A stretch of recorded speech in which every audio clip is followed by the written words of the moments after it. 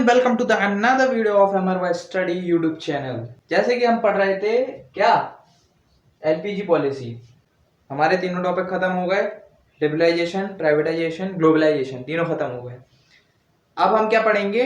Merits and demerits of LPG policy. Merits and demerits of LPG policy मतलब कि अब हमें देखना है कि एलपीजी पॉलिसी तो हम ले आए, लेकिन उससे क्या क्या फायदा हुआ और क्या क्या नुकसान हुए हमारी इकोनॉमी को, वो हमें अब पढ़ना है। और एलपीजी पॉलिसी अब आ गई। अब इसके बाद जितने भी चैप्टर आएंगे उसमें हम ये देखेंगे कि हमारी इकोनॉमी की जो करंट कंडीशन है वो क्या है। जो हमारी इकोनॉमी है ना, उसकी करंट कंडीशन, अब हमने इकोनॉमी सेटअप कर ली, जो हम न्यू इकोनॉमिक रिफॉर्म्स लाने थे वो हमने लिया है। अब जो हमारी करंट कंडीशन है वो कैसी है, तो उससे पहले हम ये समझ लेते हैं कि जो न्यू इकोनॉमिक पॉलिसी है उसकी क्या मेरिट्स है, मतलब कि क्या एडवांटेजेस हैं, प्लस क्या उसके डीमेरिट्स हैं, मतलब कि डिसएडवांटेजेस हैं। ठीक है, तो सबसे पहले मेरिट्स की बात करते हैं।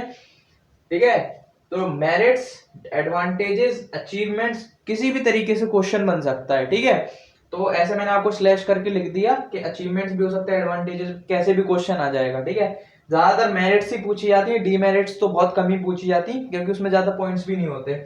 मेरिट्स में हम देखते हैं तो Indian economy has definitely become a more vibrant economy, GDP shot up to 8% per annum.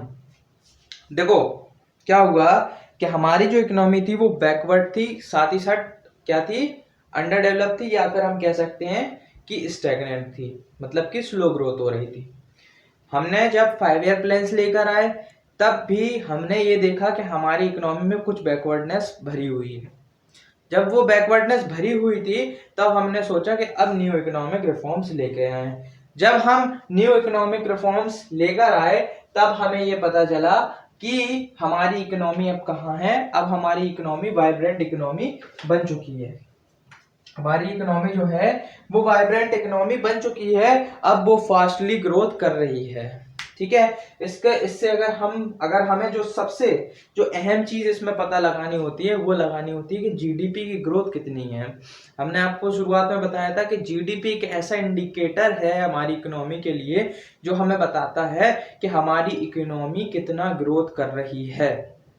ठीक है, तो जीडीपी जो है वो 8% से ज्यादा ही पर एनम पर दिखा रहा है अपनी ग्रोथ। इस वजह से हम देख सकते हैं कि हमारी इकोनॉमी क्या है, अब वाइब्रेंट इकोनॉमी बन रही है, या वाइब्रेंट इकोनॉमी की लिस्ट में अब आ चुकी है। ठीक है, सेकंड आता है, it worked as a great stimulant to industrial production on the Indian economy. ठीक है, मतलब कि हमारी इंडिया की जो इकोनॉमी थी उसमें जो इंडस्ट्रियल सेक्टर जो है, हमारा इंडस्ट्रीज जो थी हमारी, उसमें क्या है कि उसमें ग्रोथ सही नहीं थी। स्ट्रक्चरल ग्रोथ जो थी हमारी वो लो थी, और इस वजह से हमारे पास कैपिटल्स भी नहीं थे, न्यू मशीनरीज भी नहीं थी जिससे कि हम उनसे क्या कर सके, हम उनसे प्रोडक्शन कर सके, मैन्युफैक्चर कर सके। इस वजह से गवर्नमेंट ने क्या करा, जब हमने ग्लोबलाइजेशन वाली पॉलिसी लेके आए उसमें क्या हुआ, बाहर से नई टेक्नोलॉजीज आई हमारी इंडिया में, नई मशीन सेटअप्स हुई, नई कैपिटल गुड्स आए हमारे इंडिया में। उस वजह से क्या हुआ, जो इंडस्ट्रियलाइजेशन था वो और तेजी से फैला, और जो हमारा इंडस्ट्रियल सेक्टर था उसमें भी ग्रोथ होना चालू हो गई। तीसरा आता है हमारे पास, a significant increase in government revenue. जो हमारा गवर्नमेंट का रेवेन्यू है, हमने पिछली वीडियोस में पढ़ा था कि जो हमारा फिस्कल पॉलिसी है जो हमारी गवर्नमेंट की, मतलब कि एक्सपेंडिचर और रेवेन्यू की, उसमें क्या था कि गवर्नमेंट को फिस्कल डेफिसिट देखना पड़ता है। हमारी जो जीडीपी जो बनती है हमारी पूरी एक ईयर की, उसमें कुछ परसेंट होता है फिस्कल डेफिसिट, मतलब कि गवर्नमेंट को थोड़ा सा डेफिसिट होता है फिस्कल पॉलिसी में। मतलब कभी कभी क्या हो जाता, ऐसी सिचुएशन आ जाती कि हमारे पास इतना रेवेन्यू होता नहीं है और एक्सपेंडिचर हमारा ज्यादा होता है, उसको फिस्कल डेफिसिट बोलते हैं।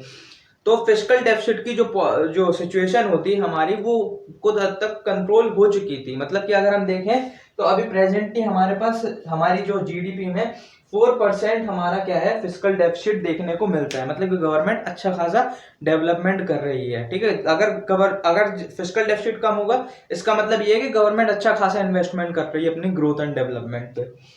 फोर्थ आता है, इट रेगुलेट इन्फ्लेशन रेट। ठीक है, मतलब कहने का मतलब ये इन्फ्लेशन रेट को रेगुलेट कर रही है। इन्फ्लेशन का मतलब है महंगाई, ठीक है, महंगाई है हमारी इकोनॉमी में, तो महंगाई को भी ये कंट्रोल कर रही है। हम देखते हैं 2007-8 का जो टाइम था हमारा, उसमें हमारी जो इन्फ्लेशन की अगर हम देखें तो वो 4 to 5% थी, ठीक है, जो कि अब अगर हम प्रेजेंटली देखें तो प्रेजेंटली हमारी 6 to 9% या उससे भी ज्यादा हो सकती है। तो ये क्या दिखाता है कि हमारी जो जो इकोनॉमी जो आ रही है, जो प्रेजेंटली इकोनॉमी आ रही है, उसमें क्या है कि महंगाई तेजी से बढ़ रही है। अब महंगाई तेजी से तो बढ़ेगी क्योंकि देखो सबसे पहली चीज कि हमारी इंडिया ने प्राइवेटाइजेशन जब करा तो मार्केट को एक रियल जो इकोनॉमी बनाने का जो मौका मिला वो मार्केट को मिला। तब जब मार्केट ने ये देखा कि हमें उस गुड्स का प्रोडक्शन करना चाहिए जिसमें ज्यादा प्रॉफिट हो, तब ये होगा तो जाहिर सी बात है कि हमारी इकोनॉमी में महंगाई भी उसी तेजी से बढ़ेगी। जब महंगाई उसी तेजी से बढ़ेगी तो जो हमारी एलपीजी पॉलिसी है उसको रेगुलेट करने के लिए, इन्फ्लेशन को रेगुलेट करने के लिए एलपीजी पॉलिसी एक वहां पर एक रोल निभाती है, ठीक है। पांचवा आता है हमारा increase in foreign exchange reserve. जो हमारा फॉरेक्स रिजर्व था, जो हमारा फॉरेक्स रिजर्व है जो हमारा, वो अब तेजी से बढ़ने लगा था। जैसे कि हमारे पास फॉरेन एक्सचेंज रिजर्व था जो हमारा, वो तेजी से डाउन हो गया था प्रायर टू 1991।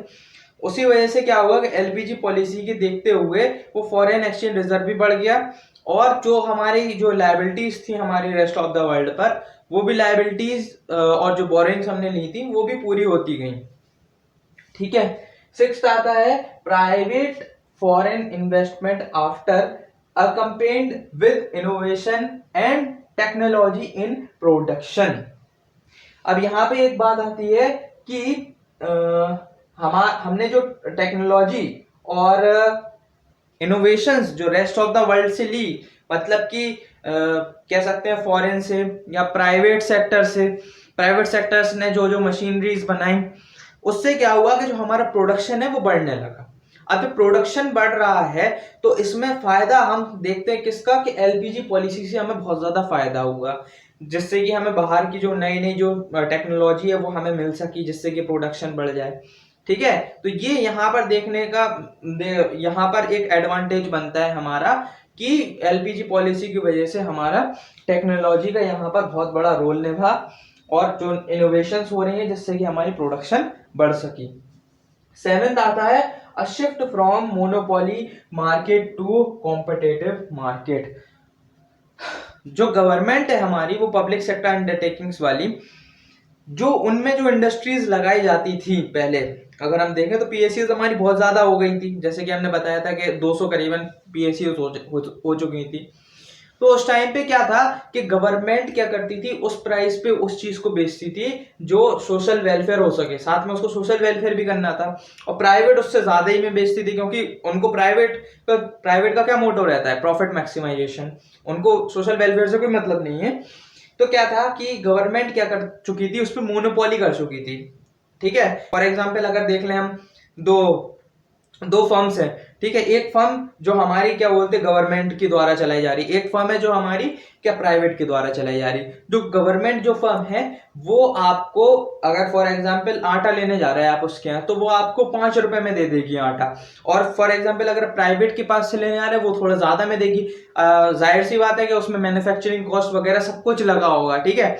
तो इस वजह से क्या है कि जो गरीब लोग हैं या फिर सोशल वेलफेयर वाले, और साथ ही साथ जो अमीर लोग हैं जिनके पास बिल्कुल पैसा है, वो भी उस उनके पास जाएंगे, क्योंकि वो अदर एक्सपेंडिचर भी कर सकेंगे उनके बाकी इनकम से। इस वजह से जो प्राइवेट फर्म है हमारी वो बंद हो जाएगी। अब प्राइवेट फर्म बंद हो जाएगी तो इस वजह से क्या होगा कि हमारी जो देश की जो टेक्नोलॉजीज है, न्यू टेक्नोलॉजीज, वो हमारे पास आ नहीं पाएंगी। तो इस वजह से क्या हुआ कि मोनोपोली जो मार्केट थी, जो मोनोपोली मार्केट थी, उससे गवर्नमेंट अब किस में आ गई थी, उससे आ गई थी कॉम्पिटिटिव मार्केट। कॉम्पिटिटिव मार्केट में आने से क्या हुआ, प्राइवेट को फायदा हुआ, प्राइवेट सेक्टर जो था हमारा वो भी पॉलिसीज बनाने में यहाँ पर मदद करने लगा, ठीक है। तो ये थे हमारे मेरिट्स। अब हम पढ़ते हैं कि डीमेरिट्स। तो भैया नेक्स्ट आता है हमारा डीमेरिट्स ऑफ एलपीजी पॉलिसी, ठीक है। तो डिमेरिट्स भी कह सकते हैं इसको, डिसएडवांटेजेस भी कह सकते हैं, फेलियर्स भी कह सकते हैं, किसी भी तरीके से क्वेश्चन बन जाएगा। ठीक है, एक क्वेश्चन 10 तरीके से बन सकता। हमने बोल दिया what are the demerits of, what are the disadvantages of, what are the failures of, ठीक है, कुछ भी बोल दिया हमने। ठीक है, तो जैसे कि एलपीजी पॉलिसी की अगर हम बात करें कि उसमें डिमेरिट्स क्या होती हैं, तो सबसे पहली डिमेरिट तो ये आती है कि हमारे इंडिया का जो नींव थी जिससे हमारी इंडिया बनी है वो क्या है, एग्रीकल्चर। अगर एग्रीकल्चर नहीं होगा तो इंडस्ट्रियलाइजेशन नहीं होगा, और थर्ड सेक्टर जो आता है हमारा टर्शियरी सेक्टर वो भी नहीं होगा। तो एग्रीकल्चर एक क्या है हमारा, एक बेसिक सेक्टर है, या हम ये कह सकते हैं कि ये प्राइमरी जो सेक्टर में सबसे ज्यादा एग्रीकल्चर रोल निभाता है। ठीक है, तो एग्रीकल्चर क्या होगा, agriculture sector has suffered a serious neglect and it's growth rate has depleted miserably low level. जो हमारा एग्रीकल्चर का जो सेक्टर था उसका जो लेवल है वो बहुत डाउन चला गया। कैसे, जो हमारे सेकेंडरी सेक्टर है और जो हमारे टर्शरी सेक्टर हैं उनको यहाँ पर रोल निभाने का मौका मिल गया, जिससे कि वो यहाँ पर ज्यादा हाई हो सके।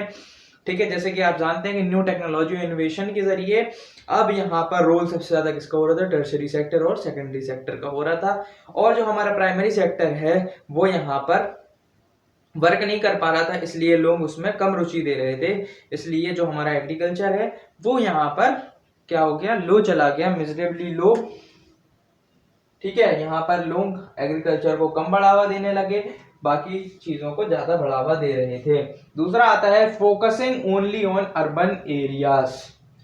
अर्बन एरियाज की बात अगर हम करें तो जो जो एमएनसीज हमारी इंडिया में आती थी, एमएनसीज मतलब मल्टीनेशनल कंपनीज हमारी इंडिया में आती थी, तो वो क्या करती थी कि वो ऐसी जगह ढूंढती थी जहां पर उनको मार्केट भी मिल जाए, पावर सप्लाई भी मिल जाए और साथ ही साथ कंज्यूमर्स भी मिल जाए। और वो चीजें उन्हें मिलती थी कहाँ, अर्बन में।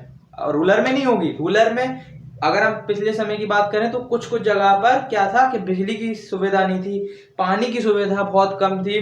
ठीक है, और रूरल की इतनी ज्यादा पॉपुलेशन भी नहीं होती, लोग कम पसंद करते हैं रहना रूरल में, ज्यादातर अर्बन में, क्योंकि वहां पर फैसिलिटीज होती हैं। तो अर्बन की अगर बात करें तो वहां पर ज्यादा फैसिलिटी होती थी, तो इस वजह से एमएनसी वहीं पर सेटअप की जाती थी। जितनी भी एमएनसी अगर आप देखें तो अर्बन एरियाज में सेटअप की जाती हैं। तो उस वजह से क्या होता है कि ज्यादातर अर्बन को ही देखा जाता है।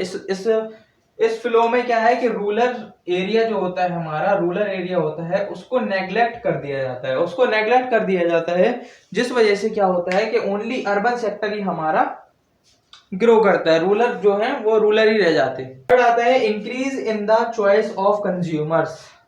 Increase in the choice of consumers की अगर हम बात करें तो यहाँ पर due to the LPG policy हमारे जो कंज्यूमर्स की जो चॉइस थी वो मार्केट में बढ़ चुकी थी। हमें कोई ऐसी चीज चाहिए कि हम उससे मतलब अपनी लाइफ को बहुत इंजॉयबल बना लें। कंज्यूमर की जो चॉइस थी वो बढ़ चुकी थी, क्योंकि अब जो मार्केट थी वो कॉम्पिटेटिव मार्केट थी। जैसे फॉर एग्जांपल अगर हम दे लें कि ये मार्कर है, ठीक है, ये मार्कर की अगर हम देख लें तो ये मार्कर कितने दिन चल जाएगा, हमारा मार्कर ये चल जाएगा फॉर एग्जांपल 10 दिन चल गया। तो अगर हम दूसरी दुकान पे गए और उससे बोला कि भाई साहब ये मार्कर है, ये मार्कर कितने दिन चल जाएगा, तो वो बोलेगा कि भाई साहब ये 20 दिन या 25 दिन चल जाएगा। तो हम कौन सी दुकान के पास जाएंगे, हम उसके पास जाएंगे जो 20-25 दिन वाली मार्कर हमें दे रहा है, कि जो एक मार्कर 20-25 दिन चलेगा। तो जो मार्कर जो 10 दिन वाला बेच रहा है उसकी दुकान तो चलेगी नहीं। तो यहाँ पर क्या होता है, कंज्यूमर चॉइस की वजह से लोगों जो सेलर्स होते हैं उनकी बिक्री कम हो जाती है। तो उनको क्या होता है कि जितना वो प्रोडक्शन भी नहीं कर पा रहे उससे कम उनका क्या बोलते इनकम होती है, प्रोडक्शन से कम इनकम होने लगती है। तो यहाँ पर भी उनको बहुत सारे इम्प्लीकेशंस का सामना करना पड़ता है। ठीक है, फोर्थ आता है globalisation has only led to the cultural erosion in the Indian society. Globalisation की वजह से क्या हो गया, हमारे इंडिया में कल्चरल इरोजन आ गया। अब भाई सर ये कल्चरल इरोजन क्या है, कल्चरल इरोजन का मतलब ये है कि अगर कोई व्यक्ति है हमारे भारत देश का तो वो अपनी फैमिली को ज्यादा सपोर्ट करता था। कैसे फाइनेंशियली सपोर्ट करता था, अगर हम देख लें तो पहले के अगर जमाने की बात करें हम, इस जमाने से पहले का जमाना, ठीक है, जैसे हमारे जो ग्रैंडफादर्स वगैरह रहे होंगे तो वो लोग क्या करते थे कि वो लोग अपनी फैमिली के साथ साथ दूसरी फैमिली को भी देख लेते थे, उनकी भी मदद कर लेते थे। आज क्या हो रहा है, आज इंसान सिर्फ अपने आप को ही देख रहा है, अपनी फैमिली को ही देख रहा है। क्यों? क्योंकि हमारी इंडिया में इतनी ज्यादा महंगाई हो चुकी है कि इंसान अपना ही भार नहीं उठा पा रहा है ढंग से। इस वजह से क्या हुआ कि हमारी इंडिया में कल्चरल इरोजन आ गया इंडियन सोसाइटी में, because due to of globalisation. ठीक है, ग्लोबलाइजेशन की वजह से हमारे इंडिया में कल्चरल इरोजन आ गया। ठीक है, तो ये थे हमारे कुछ डिसएडवांटेजेस। और हमारे यहाँ पे एलपीजी पॉलिसी का चैप्टर होता है क्लोज। चीजें अगर रह जाएंगी तो वो मैं एक अलग से वीडियो बनाऊंगा, उसमें आपको सारी जो इंपॉर्टेंट चीजें हैं अगर इस चैप्टर से अगर बाहर से भी पूछ ली जाती हैं तो वो मैं आपको बता दूंगा।